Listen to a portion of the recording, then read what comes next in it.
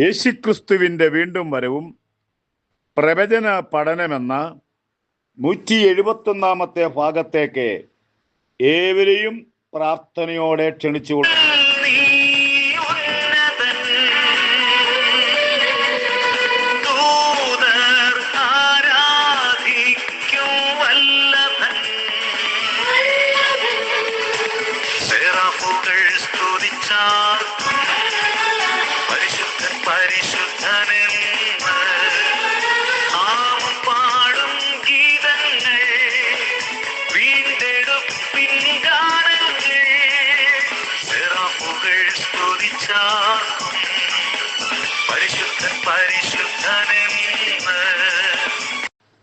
നാം ഇപ്പോൾ പഠിച്ചുകൊണ്ടിരിക്കുന്ന ന്യായാധിപന്മാരാണ്.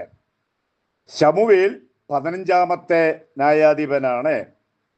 പ്രാർത്ഥനയോടെ നമുക്ക് ക്ലാസ് തുടരാം.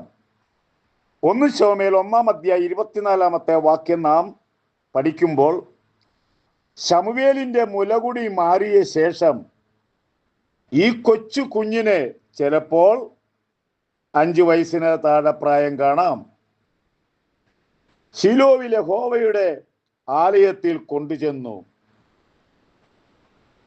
ഹന്നയുടെ ജീവിതത്തിലെ ഏക ആഗ്രഹം ഇസ്രായേലിനെ എങ്ങനെങ്കിലും രക്ഷപ്പെടുത്തണം.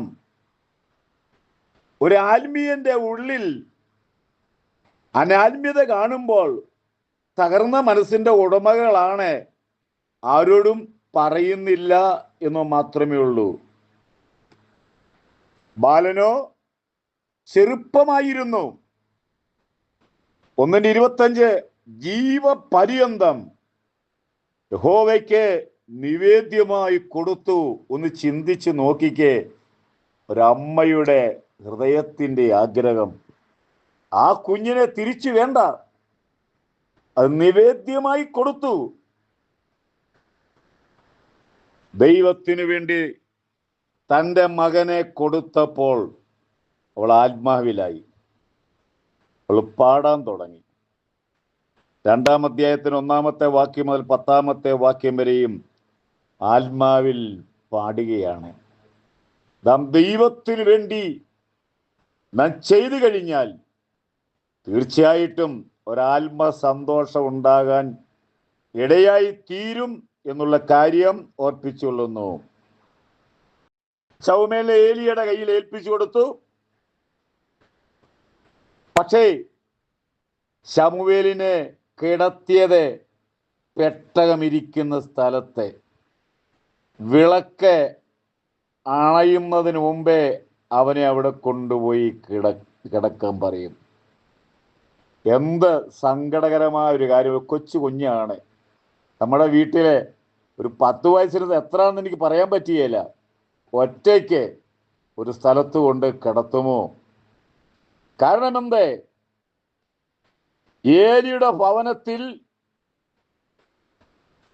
നടക്കുന്ന അമാതൃകളും ദൈവഹിതമില്ലാത്ത പോക്കുകളൊക്കെ ഈ കുഞ്ഞ് കേൾക്കുമെന്ന് വിചാരിച്ച് ഈ രഹസ്യം ഒരു പക്ഷെങ്കില് മറ്റുള്ളവർ അറിയാതിരിക്കാൻ വേണ്ടി ആയിരിക്കാമോ ആ കുഞ്ഞിനോട് കാണിച്ച നീചത്തരെന്ന് വേണമെങ്കിൽ പറയാം. പക്ഷെ ദൈവം ശമൂവേലിനോട് കൂടെ ഉണ്ടായിരുന്നു. ഒരു രാത്രി വന്ന് ശമൂവേലേ ശമൂവേലേ എന്ന് വിളിച്ചു. ശമൂവേൽ ഓടിച്ചെന്ന് വാതിൽക്കൽ മുട്ടി, യജമാനൻ എന്നെ വിളിച്ചോന്ന് ചോദിച്ചു. ഇല്ല, പോയി കിടന്നോളാൻ. ഏലിക്ക് പറയാനുള്ള ഏക വാക്കതേ ഉള്ളൂ, പോയി കിടന്നോളാൻ, അല്ലാതെ ഇവിടെ നിൽക്കണ്ടെന്ന്. 2-ാമത്തെ പ്രാവശ്യം വിളിച്ചു. പാവൻ ശമൂവേൽ ഓടിച്ചെന്നു. എലി പഴയ പല്ലവിയ പറയുന്നത്, പോയി കിടന്ന് ഉറങ്ങിക്കോളാൻ. 3-ാമതും വിളിച്ചു. യഹോവയാ ദൈവം വിളിച്ചു. അന്നേരം പറഞ്ഞു, പോയി കിടന്നോളാൻ. അന്നേരം ഏലിക്കൊരു സംശയം കയറി വന്നു. ഒരുപക്ഷേ യഹോവയായിരിക്കാം. 1-ാമത്തെ പ്രാവശ്യവും 2-ാമത്തെ പ്രാവശ്യവും പിടികിട്ടിയില്ല. 3-ാമത്തെ പ്രാവശ്യം ഏലിക്കൊരു നേരിയൊരു സംശയം. മോനെ ഇനിയും വിളിക്കുകയാണെങ്കിൽ നീ ഒരു കാര്യം ചെയ്യണം, യഹോവേ അരുളി ചെയ്യണമേ, അടിയൻ കേൾക്കുന്നു എന്ന് പറയണം. അവിടെ ഒരു പ്രയോഗമുണ്ട്. 3-ാം അധ്യായം 7-ാമത്തെ വാക്യം. അന്ന് വരെ ശൗമേൽ യഹോവയെ അറിഞ്ഞില്ല. ഒരു പുരോഹിതന്റെ വീട്ടിൽ പാർക്കുമ്പോൾ ഇടയ്ക്കെങ്കിലും എൻ്റെ ദൈവമേ എന്ന് പറയാൻ പോലും ആ പുരോഹിതനോ ഭാര്യയ്ക്കോ മക്കൾക്കോ ഒരു വാക്ക് ദൈവമെന്ന് പറയാൻ ഇല്ലായിരുന്നു. അതുകൊണ്ടാണ് പറഞ്ഞ അന്ന് വരെ ശൗമേൽ യഹോവയെ അറിഞ്ഞില്ല, ദൈവത്തെ അറിഞ്ഞില്ലെന്ന്. ഇവരെ എവിടം വരെയും ദൈവത്തെ വിട്ടു പോയി, എവിടം വരെയും താന്നുപോയി. നീണ്ട ദിവസങ്ങൾ ശൗമേൽ ഏലിയുടെ വീട്ടിൽ പാർത്തെങ്കിലും യഹോവയെന്നോ ദൈവമെന്നോ കർത്താവെന്നോ ഒരു വാക്കുപോലും ആ ഏലിയുടെ ഭവനത്തിൽ നിന്നുണ്ടായില്ല. ഏലി ആരാന്ന് നമ്മൾ മനസ്സിലാക്കിക്കോ. ഇതിൽ നിന്ന് എനിക്ക് ഒരു ചെറിയ ആലോചന പറയാനുണ്ട്. അനവധി മാതാപിതാക്കളുടെ കുഞ്ഞുങ്ങളെ ഒരു 10 വയസ്സാകുമ്പം പറയും സ്നാനപ്പെടണം എന്ന്. അവര് ഒരു 10-ാം ക്ലാസ്സിൽ എത്തുമ്പോഴത്തേക്ക് അവർ സ്നാനപ്പെട്ടിരിക്കും. എന്നാൽ ചില കുടുംബത്തിലെ കുഞ്ഞുങ്ങൾ അവര് സഭായോഗത്തിന് വരികയില്ല. അവര് ദൈവത്തെ ഉപേക്ഷിച്ചവരാ ജീവിക്കുന്ന ഒത്തിരി തലമുറകൾ നമ്മുടെ ഈ കേരളത്തിലുണ്ട്. കാരണം എന്ത്? ഞാൻ ആദ്യം പറഞ്ഞത്, മാതൃയോടെ ജീവിക്കുന്ന പ്രാർത്ഥനയുള്ള ഒരു കുടുംബത്തിൽ ആ കുഞ്ഞുങ്ങൾ സ്നാനപ്പെടാൻ ആഗ്രഹിക്കും. പ്രാർത്ഥനയൊന്നുമില്ല, ജീവിതമില്ല, മാതൃകയില്ലാത്ത കുടുംബത്തിലെ കുഞ്ഞുങ്ങൾ യേശുവിനെ അറിയാതെ പോകും. അവര് പറയുന്ന കാര്യമാണ്, ഈ സഭ ശരിയല്ല, ഞങ്ങളുടെ പാസ്റ്റർ ശരിയല്ല. അല്ല, നിങ്ങൾ ശരിയാകാത്തത് കൊണ്ടാണ് നിങ്ങളുടെ കുഞ്ഞുങ്ങൾ കർത്താവിങ്കിലേക്ക് വരാത്തത് എന്ന് ഓർത്തുകൊള്ളണം. അന്ന് രാത്രി യഹോവയായ ദൈവം ശമൂവേലിനോട് ഏലി പുരോഹിതന്റെ വീട്ടിൽ വരാൻ പോകുന്ന കഠോരമായ ന്യായവിധി യഹോവ കേൾപ്പിച്ചു. അതിനകത്തൊരു കാര്യം പറയുന്നുണ്ട്, ഇനി അവന്റെ കുടുംബത്തിന് രക്ഷയെന്ന മാർഗമില്ല.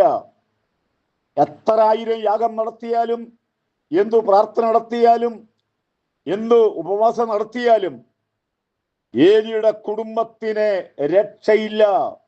കാരണം അത്രമാത്രം ദൈവത്തെ വിട്ടുപോയി. അതിനകത്തൊരു പ്രധാന ഭാഗമാണ് പറയുന്നത്, ഇത് കേൾക്കുന്ന ഏവന്റെയും ചെവി രണ്ടും മുഴങ്ങും. ഞാൻ കഴിഞ്ഞ ക്ലാസ്സിൽ ആ കുടുംബത്ത് വന്ന ന്യായവിധിയെപ്പറ്റി ക്ലാസ് എടുത്തതുകൊണ്ട് ഞാൻ അങ്ങോട്ട് പോകുന്നില്ല. ഏലിയുടെ കുടുംബം ഒറ്റ ദിവസം കൊണ്ട് തകരാനുള്ള കാരണം ദൈവത്തെ വിട്ടുപോയിട്ടാണ്. എത്രയോ മഹാഭാവിയുടെ പാപത്തിൽ ദൈവം ക്ഷമ കൊടുക്കുന്നുണ്ട്. എന്നാൽ ദൈവത്തെ അറിഞ്ഞിട്ട് പാപമാണ് മനസ്സിലാക്കിയിട്ടും പാപത്തിന്റെ പിന്നാലെ പോവുകയാണെങ്കിൽ ഒരു മടങ്ങിയ വരവില്ല, ഒരു മാനസാന്തരം ഉണ്ടാവും സംശയമാണ്. അതുകൊണ്ട് സ്നേഹത്തോടെ പറയുന്നു, ദൈവമക്കളെ പാപത്തിന്റെ പിന്നാലെ പോകരുതേ. എൻ്റെ ക്ലാസ് തൽക്കാലം ഇവിടെ അവസാനിപ്പിക്കും. തുടർന്ന് ക്ലാസ് എടുക്കാൻ താല്പര്യപ്പെടുന്നു. എൻ്റെ ക്ലാസ്സിൽ ഏറ്റവും പ്രധാനമായ വിഷയം, അനേകായിരങ്ങൾ യേശുവിൻ്റെ വരവിൽ പോകണം. അടുത്ത വിഷയം ഇതാണ്, ഭാരതത്തിൽ ഉണർവുണ്ടാകണം. നിങ്ങളും പ്രാർത്ഥിക്കുക. ദൈവം നമ്മളെ അനുഗ്രഹിക്കട്ടെ.